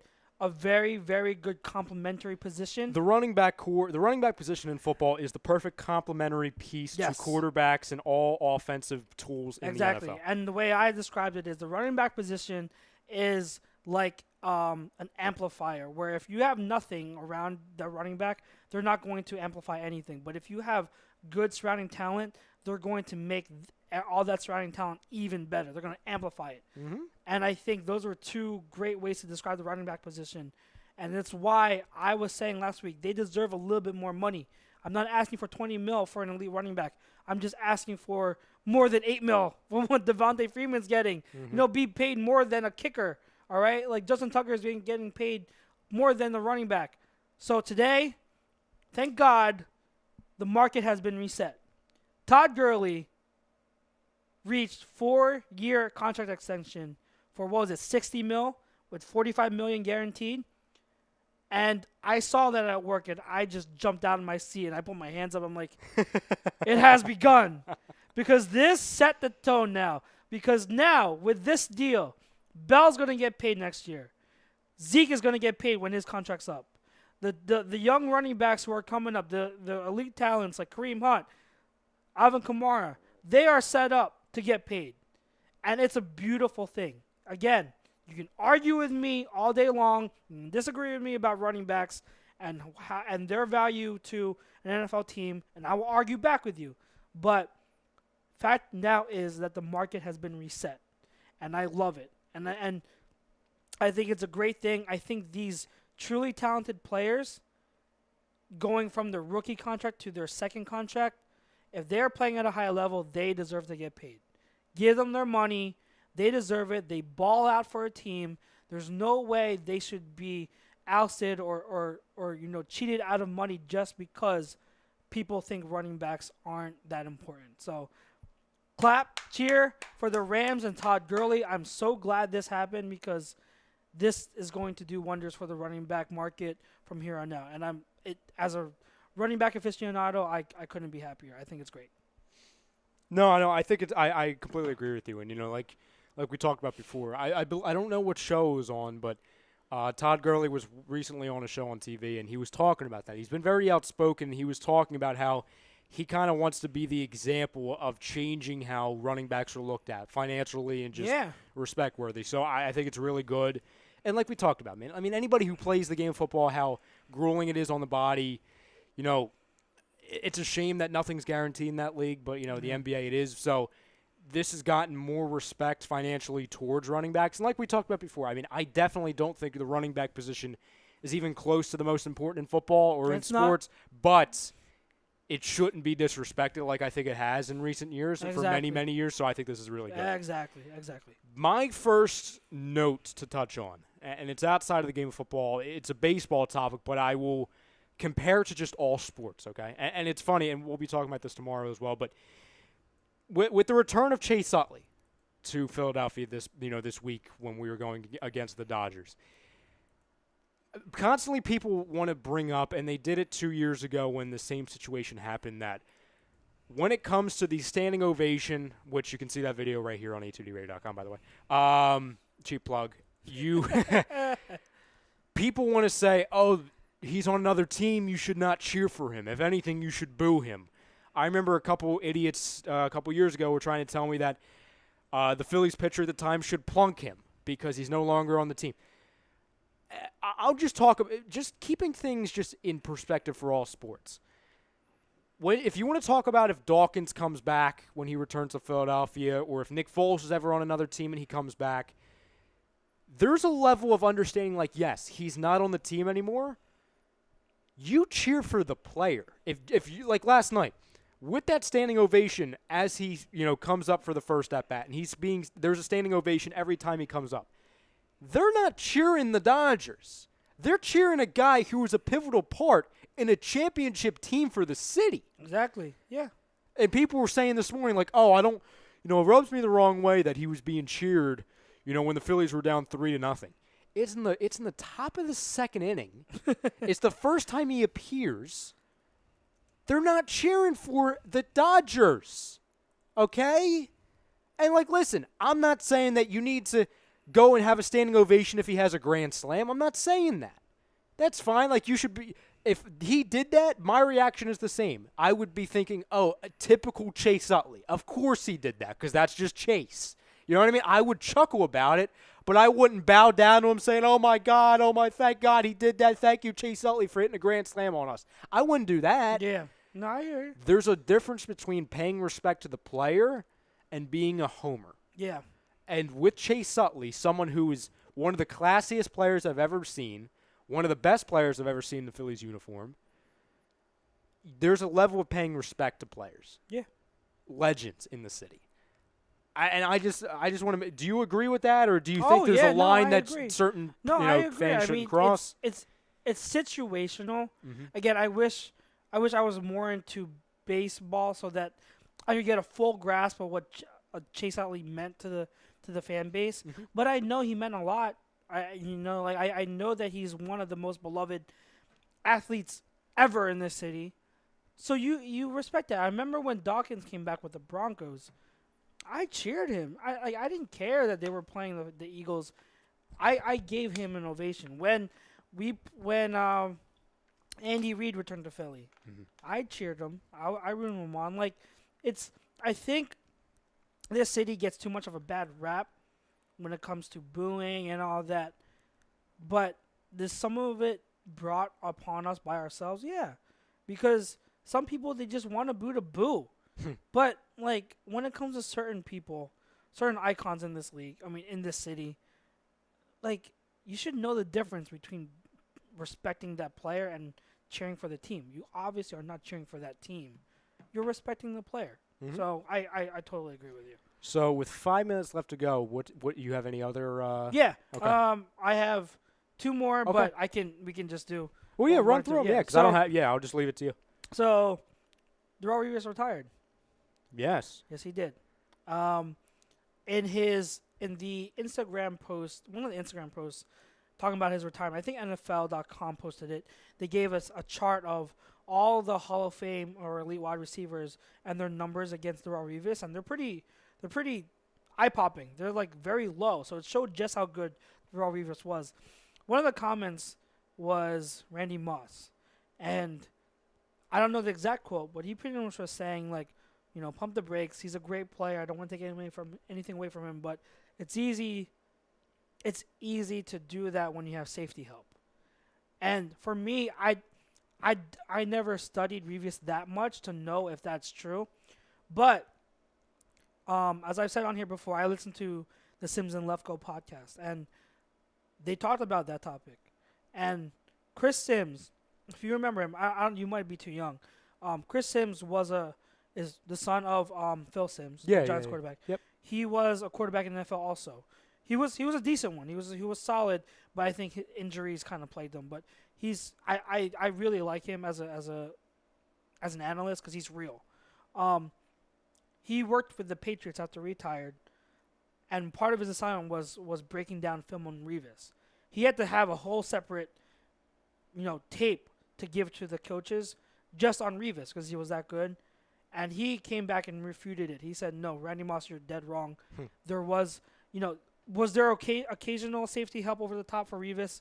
Yes, but for the most part, Revis definitely was on an island." And he went as far as to even say that he thinks Revis is the second best corner to ever play the game behind Deion Sanders. And knowing the type of league we are in now where everything favors the wide receiver and goes against the defense, I think it's hard to argue against that, knowing just how skilled Revis was. He was rare. So I think that Randy Moss, I get it, but I'm going to go with Chris Sims on this one. Our second one is Connor Barwin, real quick, signing with the Giants. I had posted that in the thing. I get it.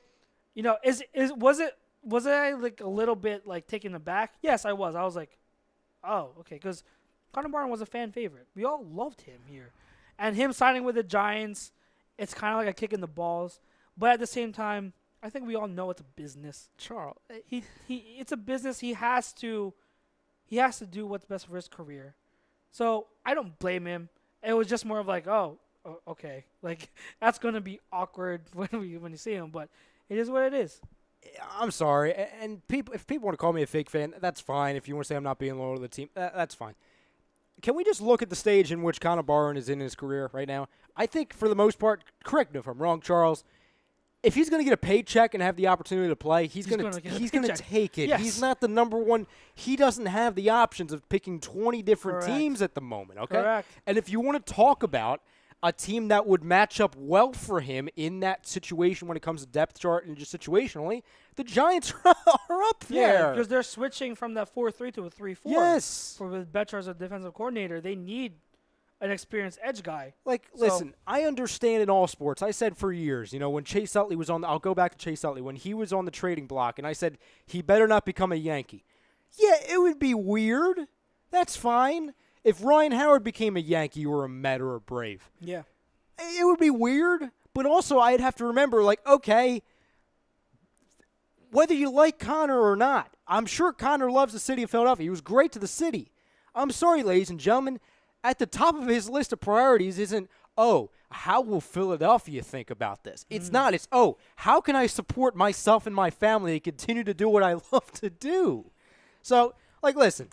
Would I prefer he plays for a 49ers or a Rams or a Titans or a freaking Jacksonville Jaguars? Sure. If he came back and played for the Eagles, I don't know where he would fit, but whatever. Sure. But listen, ladies, he's Connor Barwin. It's not going to be a huge big deal. Yeah. I think the fact that it's a story right now just shows how much controversy there is right now with the Eagles, and that is little to none. Yeah, little. I mean, when there's controversies of, Nick Foles should play over Wentz and Connor Barwin's a Giant, that shows how good the situation is for the Eagles right now. That's what we're ranting about. Yeah. So, real quick, two more really lightning quick news bits. Jimmy GQ. I think we all know Jimmy G and doing his thing. I'll say one thing, okay? Do you, buddy? You do you. Have fun. Live it up. I am not judging. Do you? I give you so much props. Hey, to each his own. Am I attracted to that type of girl? No. It does nothing for me. But, hey, whatever floats your boat, he is the man, and I give a round of applause. I will say this, okay? Now, I'm not going to be someone that is going to yell at him and be like, don't date her, because I'm not going to be the prototypical person that doesn't get invited to the party and then yells about the party about people going. You know what I mean? I'm not going to be that guy. The only thing I'll say to Jimmy G, Jimmy, if you didn't want this to be a story, bro, why did you go to one of the highly touted TMZ locations in that city? if you didn't want it to be a story, how about we just have a nice, calm dinner at home, all right? He did. He wanted it deep down. Of course he wanted did. He's Of Jimmy course G. he doesn't did. care. He's like, oh, my God, I could date whoever I want. Exactly. Hey, here, how about her? Exactly. Yeah. So I don't care. I don't care, especially because I've got a Yeah. quarterback that he likes to hunt and he's chilling at home and he's He already just got taken. married. Yeah, he's fine. He's doing the Macarena on the Yeah. dance floor. That's my story. That's my quarterback. I don't Exactly. care. And to finish off today, Adam Rank posted his all Andy Reid team. So pretty much Oh God, I didn't Andy hear Reid, about the this. players, all the players encompassing that were coached under Andy Reid as a head coach. The surprising one was Michael Vick. He chose Michael Vick over all the other ones. So over Donovan McNabb, Foles. Foles. I don't want to go that far. I think it's definitely McNabb for me. Well, if you want to go, I don't know how he's basing it. If you want to go by ceiling, like if he's going by all NFL team, all Andy Reid team, and if he's judging them at their peak, Yeah. I think Vic at his peak And to 2010, that season. was better than McNabb at his peak. But then longevity wasn't. No. No. But also, is this? I see. I don't know how he's basing this off of. Is he I just didn't talking about read for through 1 it. year? Like if he's talking about 1 year and he's judging every player at their peak, you know what I mean? Then you I can have make to the read through argument for Vic at his peak because Yeah. I think he was better. Yeah. He had a higher ceiling than McNabb. I understand what you're saying. I would put. It's McNabb close. because, No, yeah. it's close. Yeah. It's close. But the one thing, he picked 2 running backs. Oh hell. Jamal Charles was the second one. The first one, Oh, here we Brian go. Westbrook I'm not involved in that one either. over Salty McCoy. I stayed out of that one as well, Charles. On that note, guys, Ryan, thank you for keeping me company today. No problem. On today's show, we got through it again. I think it's gonna be like this for the next few weeks because I think Chrome's away on vacation. Well, see, here's the weird thing. I'm going to be starting Thursday. I'm going to be away on vacation until I think the Monday afterwards. I'm going to be gone all week okay. next week, so I won't be here. So Mr. Vespi will be sitting in my chair. Okay. All right. We'll see how things go. We should have a show, but we'll keep you up to date on that. But again, thank you, all of our listeners, for tuning in for another week of Birds of a Feather. Thanks for joining us. Thanks to Stream Smart. Thanks to SkyNL Sports for sponsoring our poll question. Guys, NFL training camp starts this week. Thursday for your Eagles, and on Thursday or Friday, my next article should be out. My pre-training camp thoughts. So check that out on the website. For me, for Chrome, again, keeping me in your thoughts and prayers. And for the bro on the ones and twos, guys, have a good night.